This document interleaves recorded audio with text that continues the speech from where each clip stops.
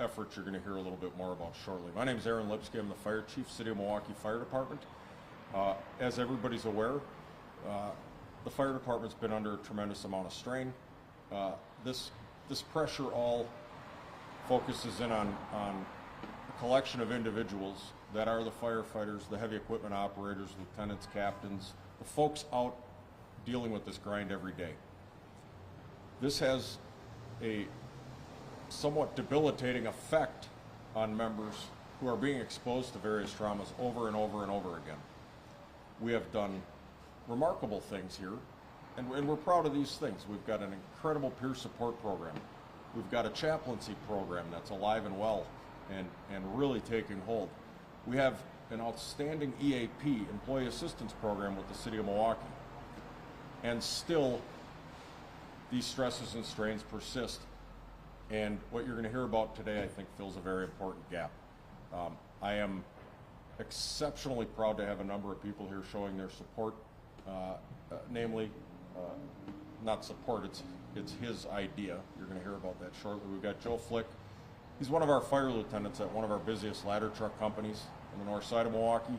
He also is the founder of Ignite the Spirit. You'll hear more about that shortly.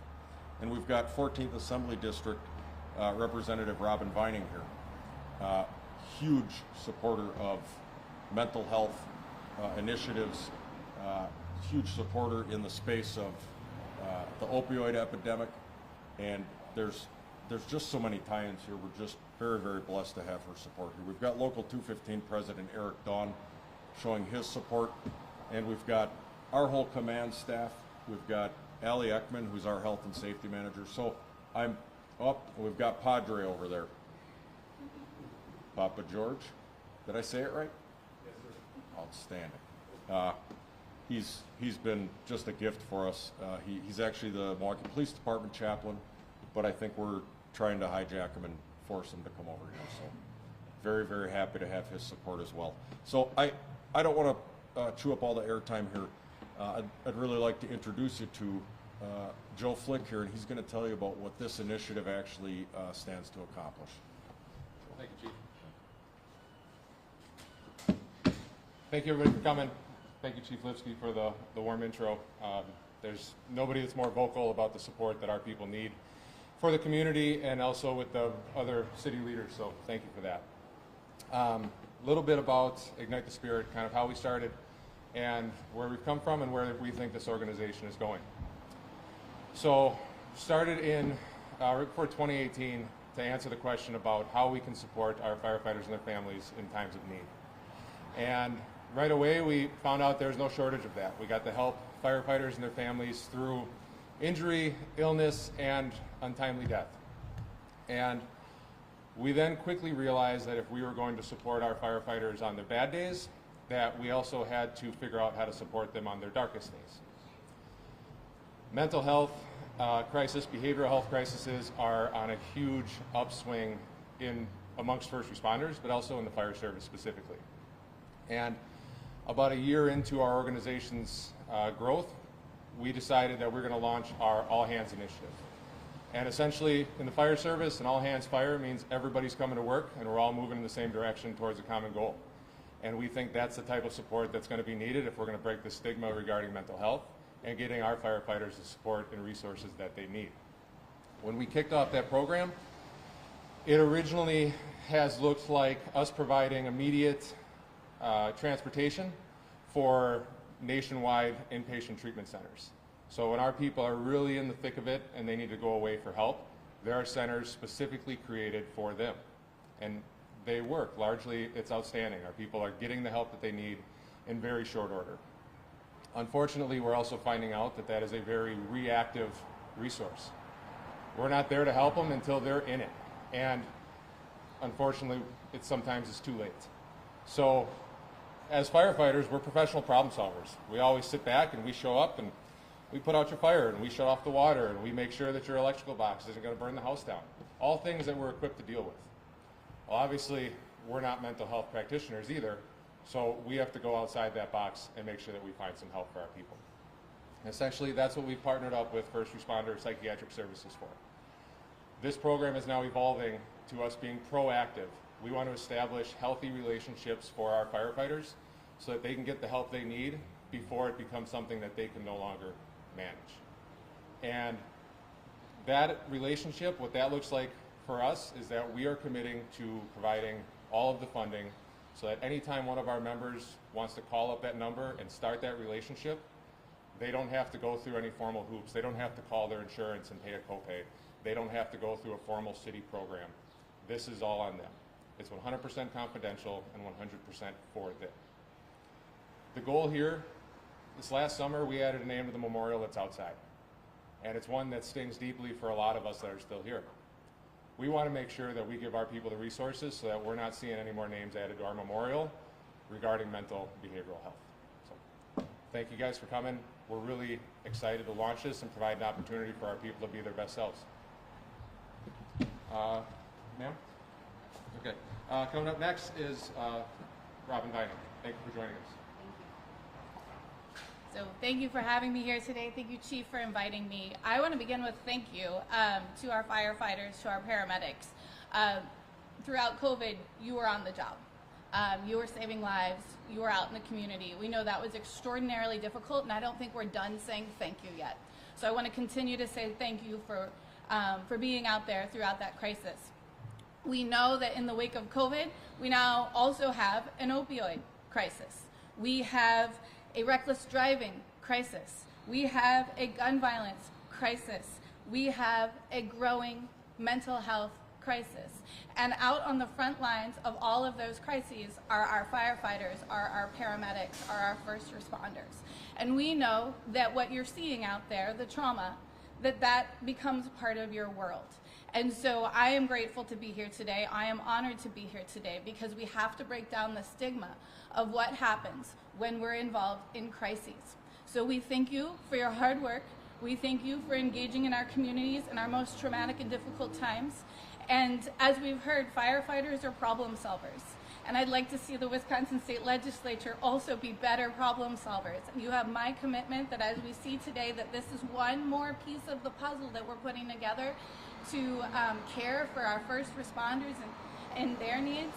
It's time for the legislature to also be good partners in that and good problem solvers, and you have my commitment to continue looking for solutions for the mental health of our first responders. So thank you for inviting me here today. You have my support, and I am so grateful for all of the work that you do. Thank you. Any questions? I have one.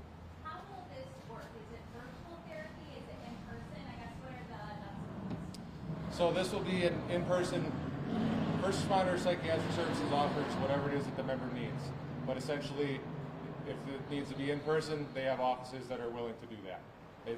What's beautiful about this is that it's going to be standalone from what the fire department currently has, and it's 100% confidential. So any barriers that our members might have to reaching out and starting that relationship, we're hoping that having somebody who's a standalone entity is going to be able to knock those down. Is this something you've seen around the country, or is this a first of its kind? How does this compare to other departments? There are some out there that have integrated mental health care. Oftentimes it's still a part of what the fire department is offering, and that was certainly an option here. Our administration has proven that our members' mental health is on the forefront of their priorities. We really thought that for two reasons, being able to have it be standalone hopefully would make it more open for our members to pursue, but also from the aspect of handling it through Ignite the Spirit Milwaukee, providing that avenue of funding through a nonprofit would make it much more accessible for our members to kind of do it and not be tied to the department hands. What has been some of the feedback from the firefighters who've been in this program, of course, the things you can't say and so forth? Absolutely. So I think there's a lot of excitement around it. This program is not even a month old, and I already know that there are multiple firefighters just because that are using it because they've personally reached out to me for those resources.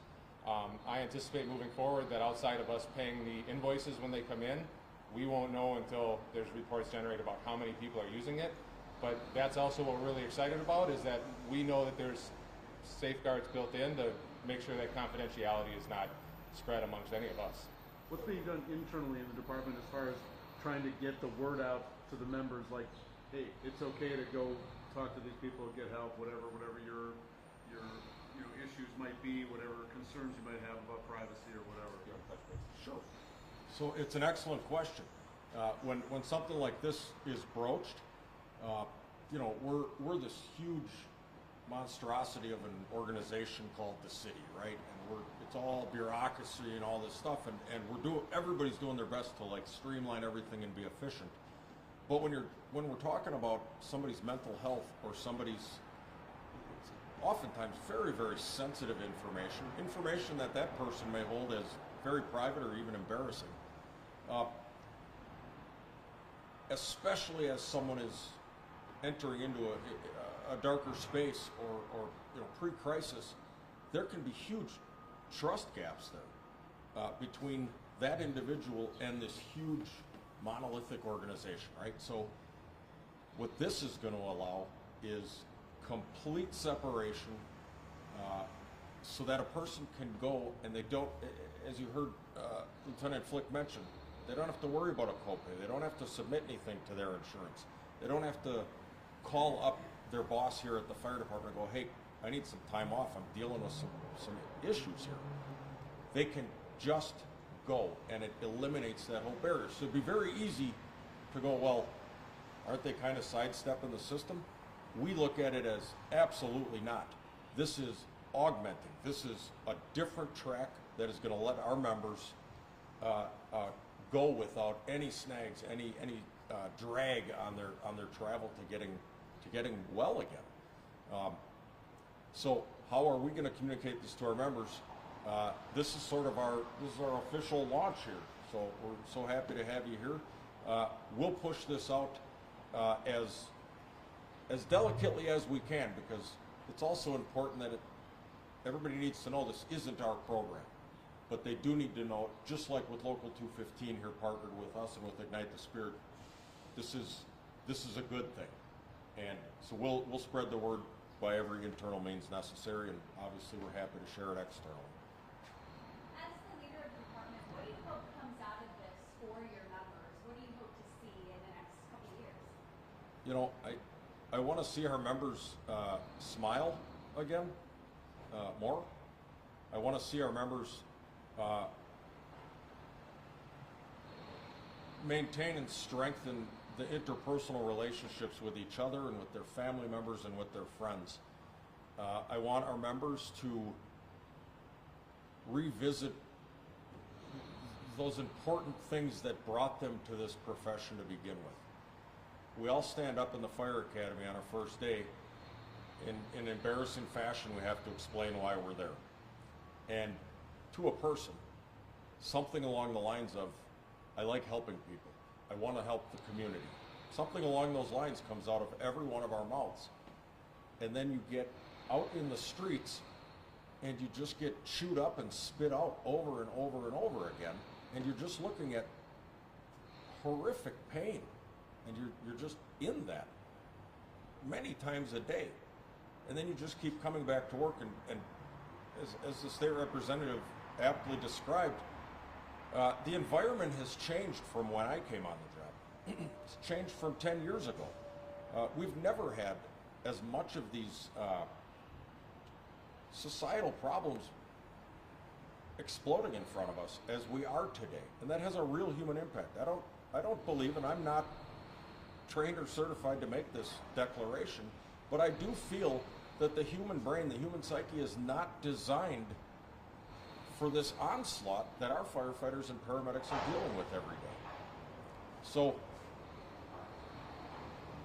I'm confident, I'm hopeful that we'll see our members learn how to breathe again, learn how to smile again, and learn how to really, really enjoy life again. That will, at the end of the day, not only benefit our members, it's going to benefit everybody outside these walls who calls us, because they're going to get better service, they're going to get more creative service, they're going to get innovative service, stronger. It's okay to be healthy, right? We walk around bleary-eyed and beat down, kind of proud of that. We got to like bust that down and let's get healthy again. This is fully funded. How does that work? Do you guys get donations? Is there grants or anything? Yeah, so as a nonprofit, both, right? So We're committing this for our membership, and it's not lost on us that we've got some heavy lifting to do on the back end now. We've had a good run at this organization, and we got to keep it going now. It'll be hard to say what the funding need is until we see how useful it really gets to be for the department. But essentially, we are committed to filling that gap. Whatever it is that we need to sustain this, we're going to find a way to be creative and go out and find it. Joe, if somebody wanted to help, Yeah. how would they help? If anybody wanted to help sustain or support this program, they can find more information at itsmke.org. Ignite the Spirit Milwaukee. Hit us on all the social channels. You'll find no shortage of ways to help. Thank you.